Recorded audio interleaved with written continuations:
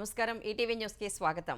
ఆంధ్రప్రదేశ్లో 100 రోజుల పాలనను ప్రజల్లోకి తీసుకువెళ్లాలని నిర్ణయించిన కూటమి ప్రభుత్వం రేపటి నుంచి వరుసగా 6 రోజుల పాటు ఇది మంచి ప్రభుత్వం పేరుతో కార్యక్రమం నిర్వహించనుంది.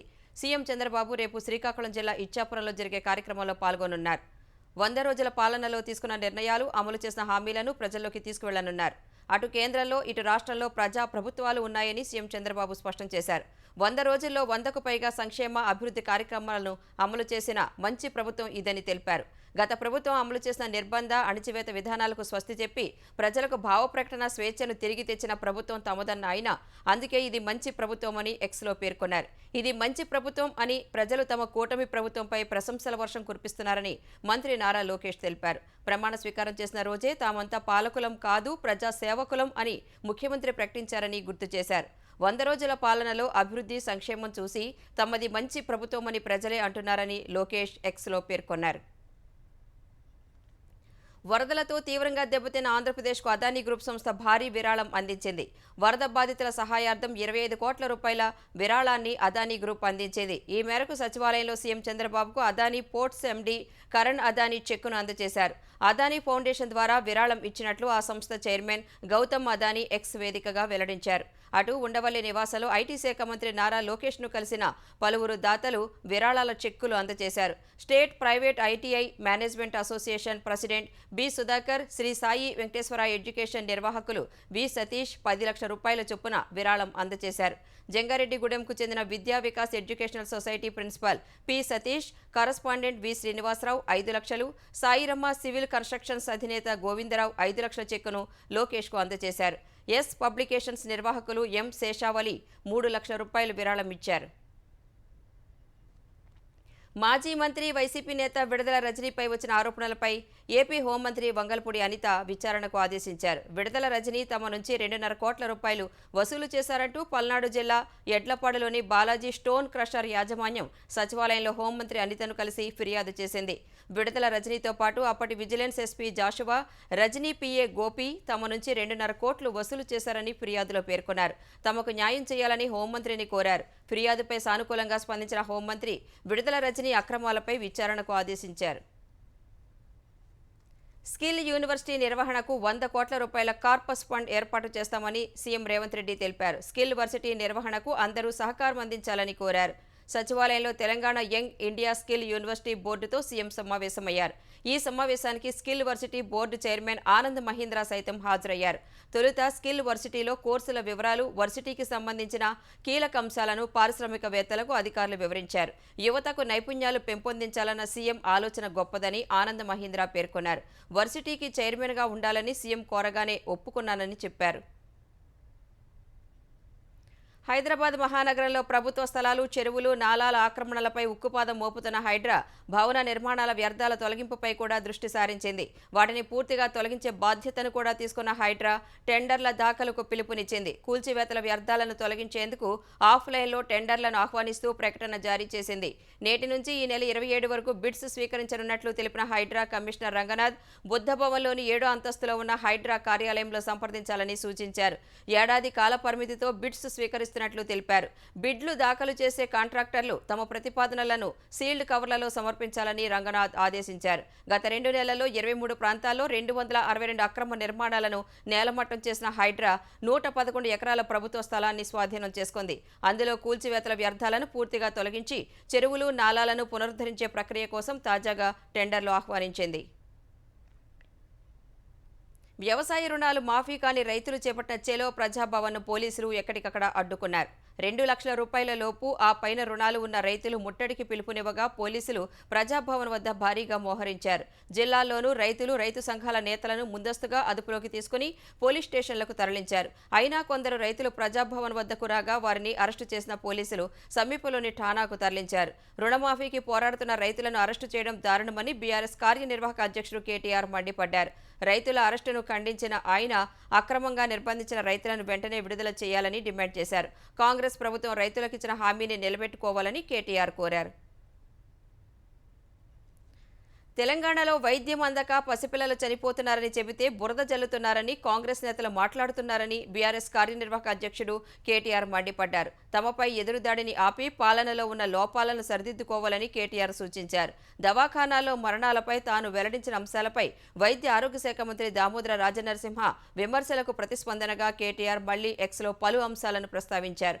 తాము ప్రైవేటు ఆసుపత్రులకు కొమ్ము కాయాలనుకుంటే హైదరాబాద్ చుట్టూ నిర్మాణమవుతున్న పెద్ద పెద్ద ఆసుపత్రులు, వరంగల్లో నిర్మిస్తున్న అతిపెద్ద ఆసుపత్రి, బస్తీ దవాఖానాలు, గ్రామాల్లో క్లినిక్లు ఏర్పాటు చేసేవాళ్లమా?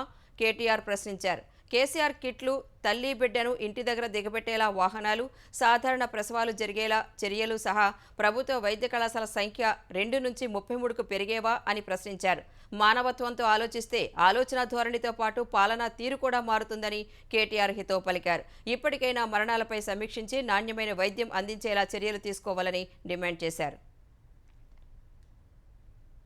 లైంగిక వేధింపుల కేసులో ప్రముఖ కొరియోగ్రాఫర్ జానీ మాస్టర్ను పోలీసులు అదుపులోకి తీసుకున్నారు. 3 రోజులుగా పరారీలో ఉన్న జానీ మాస్టర్ను గోవాలో అదుపులోకి తీసుకుని హైదరాబాద్ తీసుకొస్తున్నారు. జానీ మాస్టర్ను నేరుగా ఉప్పరపల్లి కోర్టులో హాజరుపరిచే అవకాశం ఉన్నట్లు తెలుస్తోంది.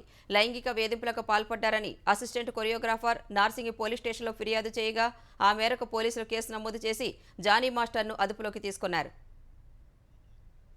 నీటిపారుదల శాఖ ఇంజనీర్ల క్రాస్ ఎగ్జామినేషన్ ప్రక్రియను కాళేశ్వరం కమిషన్ రేపు పునః ప్రారంభించనుంది. ఇప్పటికే 15 మంది ఇంజనీర్ల విచారణ పూర్తి చేసిన జస్టిస్ పీసీ ఘోష్ కమిషన్ మరో 25 మంది వరకు ఇంజనీర్ల క్రాస్ ఎగ్జామినేషన్ చేయనుంది.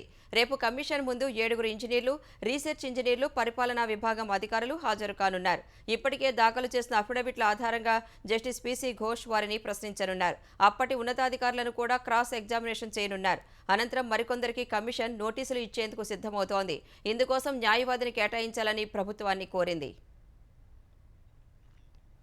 మాజీ సీఎం కేసీఆర్ను ఉద్దేశించి సీఎం రేవంత్ రెడ్డి వాడుతున్న భాష అభ్యంతరకరంగా ఉందని, ఆయనపై క్రమశిక్షణ చర్యలు తీసుకోవాలని మాజీ మంత్రి హరీష్ రావు డిమాండ్ చేశారు.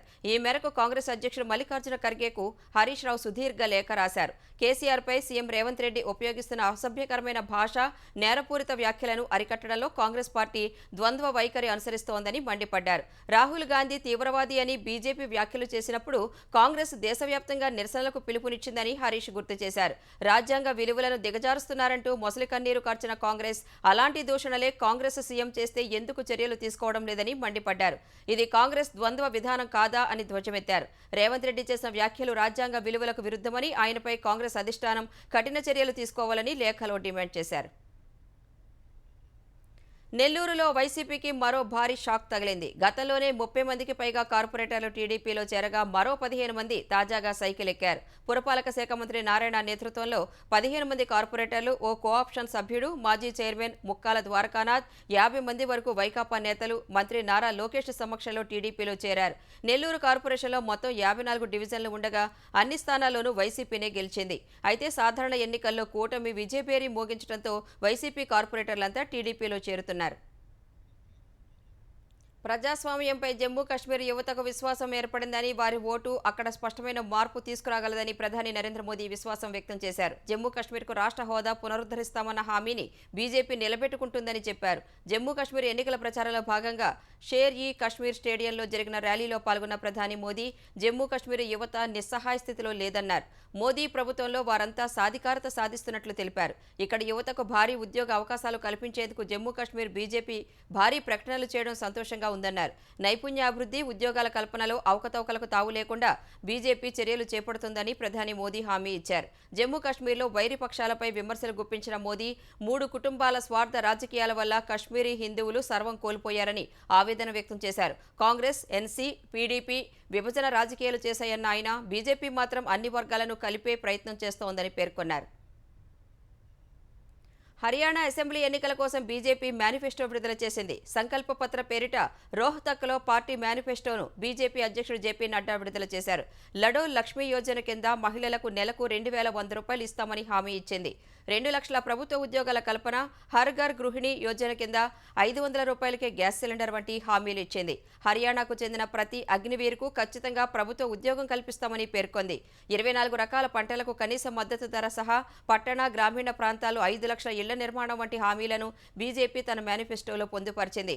ఇండస్ట్రియల్ మోడల్ టౌన్షిప్ కర్గోడా తరహాలో 10 పారిశ్రామిక నగరాలు నిర్మిస్తామని హామీ ఇచ్చింది. హర్యానాకు చెందిన బలహీన వర్గాలు, ఎస్సీ, ఎస్టీ కమ్యూనిటీకి చెందిన విద్యార్థులు దేశంలోని ప్రభుత్వ కళాశాలల్లో ఎక్కడ ఇంజనీరింగ్ లేదా విద్య అభ్యసించినా వారికి స్కాలర్షిప్స్ అందిస్తామని హామీ ఇచ్చింది. యువత, పేదలు, రైతులు, మహిళలను దృష్టిలో పెట్టుకుని ఈ సంకల్ప పత్రం రూపొందించినట్లు జేపీ నడ్డా తెలిపారు. అక్టోబర్ 5న హర్యానా అసెంబ్లీ ఎన్నికల పోలింగ్ జరగనుంది.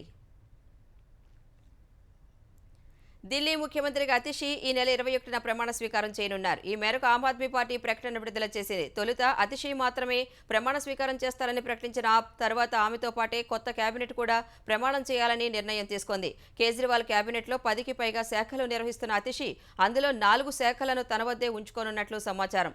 సౌరభ్ భరద్వాజ్, గోపాల్ రాయ్, కైలాష్ గెహ్లాట్, ఇమ్రాన్ హుస్సేన్, దళిత నాయకుడు ముఖేష్ అహ్లావత్ మంత్రులుగా ప్రమాణం చేసే అవకాశాలున్నాయి. ఢిల్లీ మద్యం కేసుల అరెస్టు నేపథ్యంలో ఈ నెల 17న ఢిల్లీ సీఎం పదవికి కేజ్రీవాల్ రాజీనామా చేశారు. మరోవైపు ఆప్ శాసనసభాపక్ష నేతగా ఎన్నికైన అతిషి లెఫ్టినెంట్ గవర్నర్ను కలిసి ప్రభుత్వ ఏర్పాటుకు అనుమతి ఇవ్వాలని కోరారు. ప్రభుత్వం ఏర్పాటుకు అవసరమైన ఎమ్మెల్యేల మద్దతు ఉన్నట్లు లేఖ సమర్పించారు. అడ్జస్టెడ్ గ్రాస్ రెవెన్యూ బకాయిలపై ఇచ్చిన ఆదేశాలపై పునర్విచారణ చేయాలని టెలికాం కంపెనీలు దాఖలు చేసిన పిటిషన్ను సుప్రీంకోర్టు తోసిపుచ్చింది. వొడాఫోన్ ఐడియా, భారతీ ఎయిర్టెల్, ఇతర కంపెనీలు 2019లో సుప్రీంకోర్టు ఇచ్చిన ఆదేశాలపై గతేడాది క్యూరేటివ్ పిటిషన్ దాఖలు చేశాయి. ఓపెన్ కోర్టులో విచారణ జరపాలని కోరాయి. టెలికాం విభాగం ఏజీఆర్ బకాయిల గణనలో భారీ తప్పిదం చోటు చేసుకుందని కంపెనీలు వాదిస్తున్నాయి. ఏజీఆర్ ఛార్జీలు ప్రభుత్వం, కంపెనీలు ఆదాయం పంచుకునే విధానంలో ఉన్నాయని పేర్కొన్నాయి. దీని కిందే లైసెన్సింగ్ ఫీజులు, స్పెక్ట్రమ్ వినియోగ ఫీజులు చెల్లిస్తాయని వెల్లడించాయి. కానీ టెలికాం విభాగం మాత్రం ఏజీఆర్లో శాతాలుగా గణించిందని చెబుతున్నాయి. 2005 నుంచి ఏజీఆర్ అనేది ఇబ్బందికర అంశంగానే ఉన్నట్లు కంపెనీలు చెబుతున్నాయి. ఈ వాదనలను తోసిపుచ్చిన సుప్రీంకోర్టు పిటిషన్ను కొట్టివేసింది. సాధారణంగా ఇలాంటి పిటిషన్లను న్యాయమూర్తులు ఛాంబర్లో పరిశీలించి విచారణకు అర్హమైనవో కాదో నిర్ణయిస్తారు. ప్రత్యేక అభ్యర్థనలు ఉంటే ఓపెన్ కోర్టు విచారణను అనుమతిస్తారని న్యాయ నిపుణులు చెబుతున్నారు.